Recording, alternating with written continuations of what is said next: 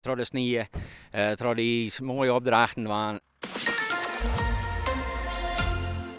Minne Hiemstra uit Dokkum en Ronald de Jong uit Jestrum kennen elkaar al aan het 10 jaar en haal meerdere barreltochten met elkaar rijden. Eind januari stond er ook weer een barreltocht in Zweden en Noorwegen gepland. En zowel de man als de auto binnen klaar voor. In december had er van de APK geweest. En dat doen we alle jaren, ondanks dat er eigenlijk elke jaar maar een 4500, 5000 kilometer heeg uit.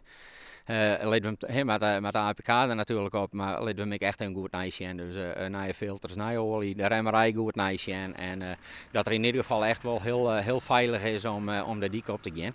Het bijzondere aan deze keer is dat de man voor een goede doel rijden zal. Namelijk Stichting Wensambulance Noord-Nederland. Dat is een doel die ervoor zorgen dat mensen die heel slim ziek zijn en terminaal zijn, nog eens een keer een laatste wens in vervulling krijgen. Omdat ze iets speciaals hebben met een bepaald plaak.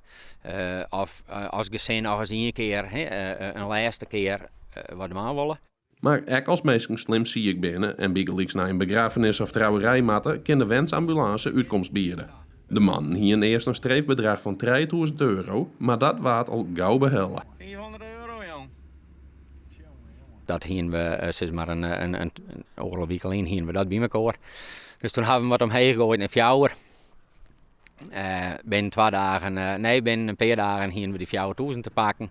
Nou, toen hebben we naar 5000 gebracht. Nou, dat was binnen 2 dagen niet klaar. Dus ja, we hadden uiteindelijk geen idee, maar het is qua sponsoring is en donaties is het nog super slagen. Maar er kan natuurlijk altijd meer bij en wist dat we richting de 7500 gaan, zo het zou ik fantastisch wijzen.